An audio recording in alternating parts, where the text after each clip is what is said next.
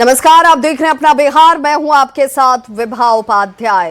Bulletin की शुरुआत इस वक्त बड़ी खबर के साथ। तेज प्रताप यादव ने प्रेस कॉन्फ्रेंस कर कई मुद्दों पर बड़े खुलासे किए। तेज प्रताप ने कहा कि पिछले दिनों उन्हें घर से निकाला गया था। तेज प्रताप ने जयचंदों पर बदनाम करने का आरोप तक लगाया। तेज प्रताप ने मुकेश रोशन, संजय यादव, रमेश शक्ति, सुनील सिंह को जयचंद करार दिया। तेज प्रताप ने कहा कि मेरा फोटो अनुष्का यादव के साथ वायरल हुआ था, मेरा अकाउंट हैक किया गया। तेज प्रताप ने क्लियर किया कि जो बदनाम कर रहे हैं उनके खिलाफ वो कोर्ट तक जाएंगे। उन्हें पिता की तरह मुझे झूठे मुकदमों में फंसाया गया है, ये तक कहा। तेज प्रताप ने यह भी कहा कि उनके पिता चूड़ा दही भोज में आशीर्वाद देने के लिए पहुंचे थे। जयचंदों को ये बात तक रास नहीं आई, उन्हें डिप्रेशन में पहुंचाया गया, फांसी लगाने की नौबत आ गई थी। तेज प्रताप ने कहा कि एक गिरोह का संचालन मुकेश रोशन कर रहे हैं। मुकेश रोशन उनकी हत्या करवाना चाहते हैं। जब न्यूज़ 18 ने इन आरोपों पर आरजेडी से उनका पक्ष जानना चाहा तो आरजेडी ने प्रतिक्रिया देने से ही इनकार कर दिया। हमारे साथ क्या व्यवहार हुआ, पिछले दिनों किस तरीके से हमें घर और परिवार हर एक तरीके से निष्कासित किया गया, ये पूरे बिहार की जनता और सभी लोग जानते हैं कि किस तरीके से रोज हमारे बारे में कुछ ना कुछ जयचंदों द्वारा। और ये जयचंद कौन है, पहले भी सस्पेंस बना हुआ था और आज मैं पर्दाफाश करने जा रहा हूँ कि जयचंद नंबर 1 कौन है। तो सबसे पहले कि जयचंद नंबर 1 जो हमसे जो विधानसभा में आरजेडी के कैंडिडेट हुए थे, ये आकाश गुजर कौन है, जो उसका संबंध है गोला रोड में रहता है।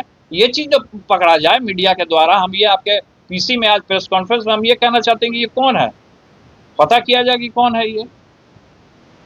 हमको झूठा चीज में फंसा रहा है, हमारा संबंध जोड़ रहा है उससे। हमारा कोई संबंध नहीं है, किसी से भी कोई संबंध नहीं है। जिसका संबंध है वो जाने।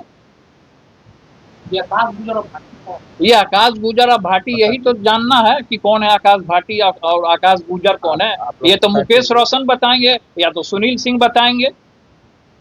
मुकेश रोशन बताएं, सुनील सिंह बताएं कौन है, वो लड़की बताए, अनुष्का जो है वो लड़की बताए। चूड़ा दही का भव्य कार्यक्रम हमने किया, तो इन लोग को किसी को रास नहीं आ रहा कि पिताजी हमारे चूड़ा दही के भोज में हमको आशीर्वाद देने आए। किसी को रास नहीं आ रहा, जयचंदों को किसी को रास नहीं आ रहा है। अब सबसे पहले तो कोर्ट जाएंगे हम। तो जिस तरीके से हमें फंसाया जा रहा है, र्यूमर उड़ाया जा रहा है, तो ये आप पूछिए ना उनसे, सुनील सिंह से पूछिए, मुकेश रोशन से पूछिए, जो खगड़िया का कौन छुटपुटिया गुंडा है प्रदीप, जो सोशल मीडिया के बारे में जो हमारे बारे में र्यूमर उड़ाता है, उससे पूछिए कि कौन है। ये दिन रात आदमी फांसी लगा ले क्या, बंद कमरे में जाके हम फांसी लगा लें। पार्टी और परिवार से अलग, हर एक पार्टी परिवार हर एक तरीके से इन लोगों ने अलग करने का हमको काम किया। यही सबका गिरोह है पूरे तरीके से, इन्हीं लोग का पूरे तरीके से गिरोह है, हमको फंसाने का, साजिश रचने का, पार्टी से हर एक जगह से अलग होने का। लेकिन ये गिरोह का संचालन मिस्टर मुकेश रोशन करते हैं। मुकेश रोशन जो हैं, जो हारे हुए महुआ के विधायक थे, ये गिरोह हैं ये पूरे तरीके से। मुकेश रोशन मेरा हत्या कराना चाहता है, ये साजिश रच रहा है। तो तेज प्रताप के द्वारा लगाए गए आरोपों पर सियासत गर्मा गई है। प्रतिक्रियाओं का दौर शुरू हो गया है, क्या कुछ करें जरा आप भी सुनिए।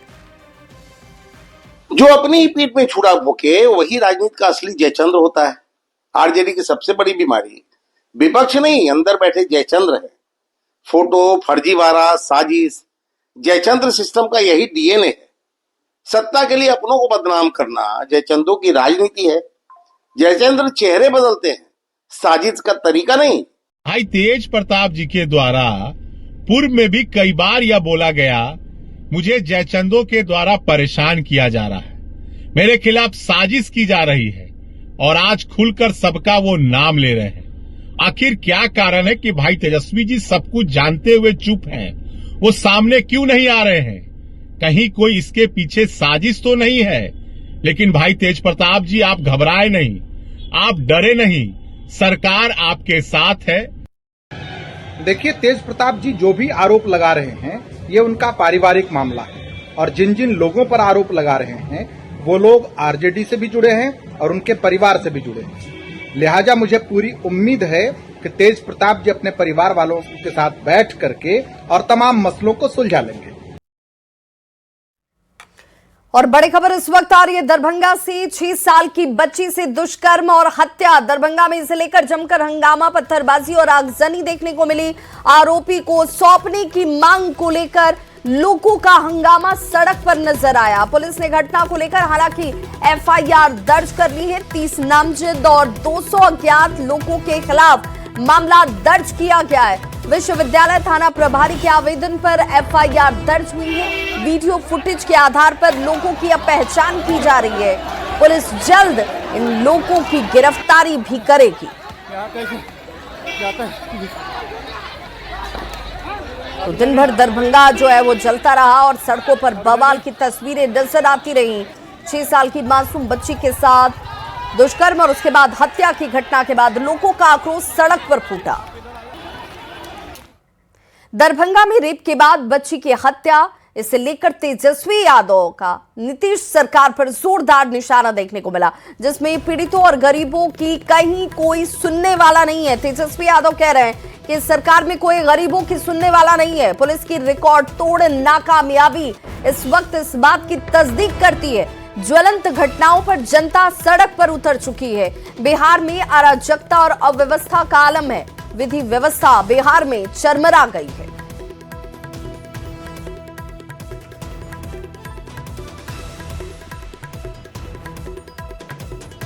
और बड़ी खबर इस वक्त सोनपुर से आ रही है। सरिता हत्याकांड से जुड़ी हुई ये बड़ी खबर, जिसमें कार्रवाई अब तेज होती हुई पुलिस ने इश्तेहार चस्पा कर दिया है। बाकी बचे 2 आरोपियों के घर पर इश्तेहार चस्पा किया गया। कुर्की जब्ती का ये इश्तेहार जिसे चिपकाया गया है, मुख्य आरोपी सतेंद्र की मां के घर पर जाकर ये इश्तेहार चिपकाया गया। एक अन्य महिला के घर पर भी ये इश्तेहार चिपकाया गया है। बैंड बाजे के साथ पुलिस पहुंची और जाकर इश्तेहार को चिपकाया गया। हत्याकांड में सतेंद्र की मां दुलारी देवी और सतेंद्र की महिला मित्र रीना देवी का नाम भी प्राथमिकी में दर्ज है।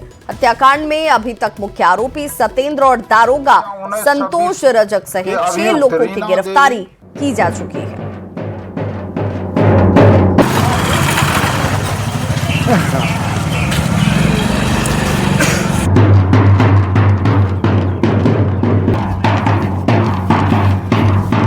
डुगडुगी बजाते हुए पुलिस यहां पर पहुंची और घर पर देखिए किस तरीके से 1926 के अभियुक्त रीना देवी।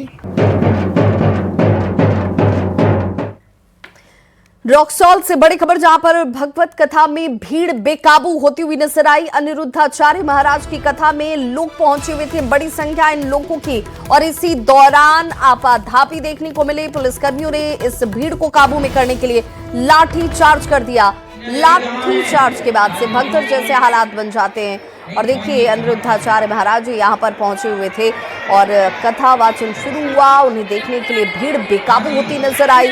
अनिरुद्धाचार्य के आने पर ये भीड़ अनियंत्रित हो गई। इसे नियंत्रित करने के लिए पुलिस की तरफ से बल प्रयोग किया जाता है। और उस दौरान की तस्वीरें देखिए कैसे यहाँ पर अफरा तफरी का माहौल दिखा। सुरक्षा में तैनात पुलिसकर्मियों ने यहाँ लाठियां भांजी। कई भक्तों को इस दौरान चोट भी आई। कई बच्चे अपने माता पिता से इस भगदड़ की वजह से बिछड़ गए। मैनेजमेंट यहाँ पर पूरी तरीके से फेल नजर आया और अब इसी मैनेजमेंट टीम पर भी सवाल व्यवस्था को लेकर उठ रहे हैं। टिकट लग रहा है, इस पर क्या कहिएगा आप? क्यों वीआईपी एंट्री है क्यों? यहाँ पे लोकल होना चाहिए ना। 10 आदमी अगर माला बुलाया है, वो लोग बुला के कहीं देख लेता। प्रचार करना ही नहीं चाहिए, एक रूम में बैठा के देख के भेज देता लोग। टिकट से आप लोग नाराज है? खबर बाढ़ से, जहां बाढ़ रेलवे स्टेशन पर एक सांड के आ जाने की वजह से अफरा तफरी मच गई। प्लेटफॉर्म संख्या 1 पर यात्री अपनी अपनी ट्रेन देखने के लिए जैसे ही पहुंचे, उसके बाद देखिए किस तरीके से यहाँ इस सांड ने लोगों को दौड़ाना शुरू कर दिया। स्टेशन पर अफरा तफरी मच गई। अक्सर लावारिस पशुओं का स्टेशन पर आना जाना और लोगों की परेशानी का बढ़ना आम बात सी हो गई है। कभी सांड तो कभी बंदर आतंक मचाते दिख जाएंगे। यह स्थिति यात्री सुरक्षा के लिए चिंता का विषय बन गई।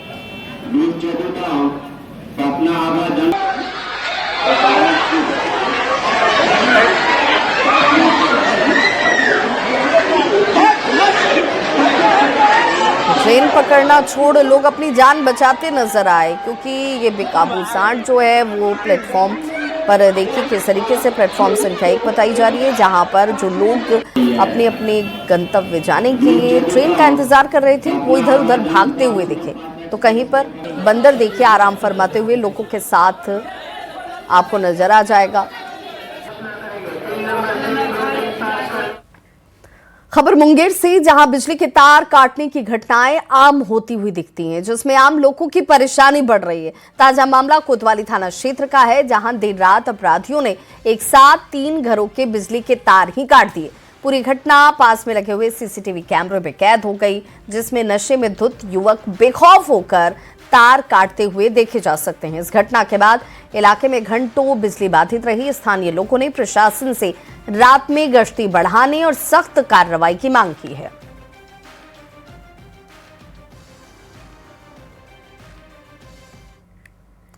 बड़ी खबर पटना से, जहां फतुहा थाना क्षेत्र में जमीन विवाद को लेकर हुए मामले में 50 साल का शख्स की गोली मारकर हत्या कर दी गई। अपराधियों ने इस शख्स के शरीर में 4 गोलियां मारी, जिससे इस शख्स की मौके पर ही मौत हो जाती है।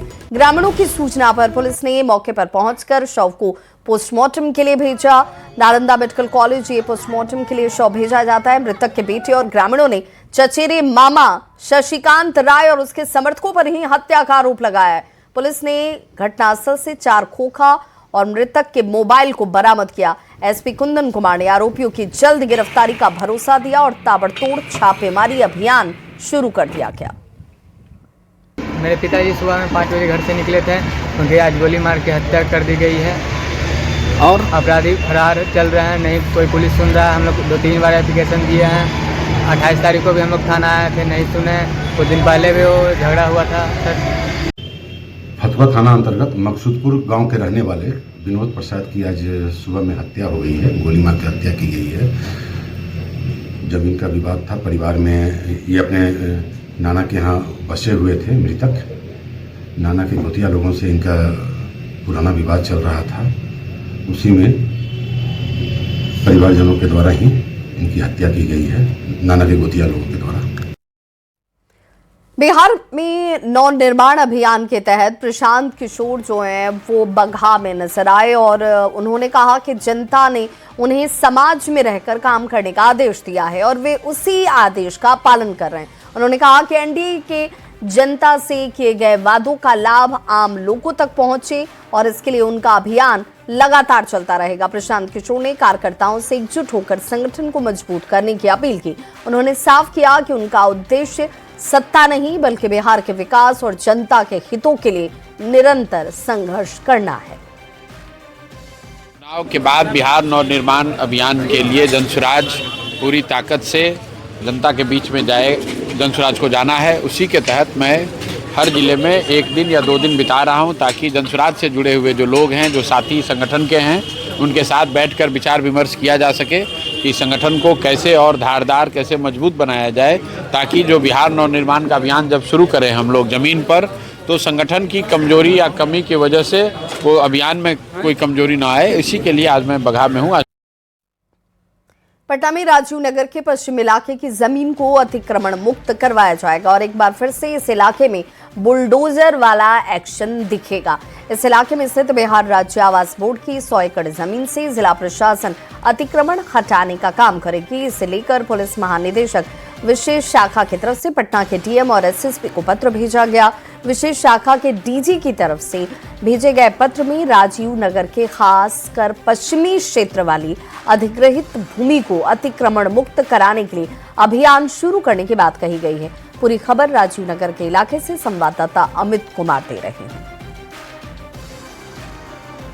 राजीव नगर इलाके में एक बार फिर से बुलडोजर का एक्शन जो है वो देखने को मिलेगा और इस बार भी जो है राजीव नगर का जो पश्चिमी इलाका है, जहां की हम तस्वीर दिखा रहे हैं, इस इलाके में अतिक्रमण जो हो चुके हैं 100 एकड़ की जमीन, उसे मुक्त कराने को लेकर के विशेष शाखा के जो डीजी हैं उन्होंने पटना एसएसपी और जो डीएम हैं उनको पत्र लिखा है और इस पत्र के जरिए साफ तौर पर जो बातें कही गई है वो ये है कि बिहार राज्य आवास बोर्ड की जो 100 एकड़ जमीन है उसे अतिक्रमणकारियों के चंगुल से मुक्त कराना है और जल्द इस काम को पूरा करने का निर्देश जो है वो दिया गया। बताते चलें कि राजीव नगर में जो आवास बोर्ड की जमीन है 1024.52 एकड़ भूमि, इसको खाली कराने को लेकर के पहले भी यहाँ पे जिला प्रशासन का एक्शन देखने को मिला था। बहरहाल देखना यह है कि इस बार भी जब एक्शन यहाँ पे देखने को मिलेगा जिला प्रशासन की तरफ से, जो अतिक्रमणकारियों के जमीन को अतिक्रमण से मुक्त कराने के लिए जब यहाँ पे अधिकारी पहुंचेंगे तो किस तरह की तस्वीर जो है वो देखने को मिलती है। क्योंकि पहले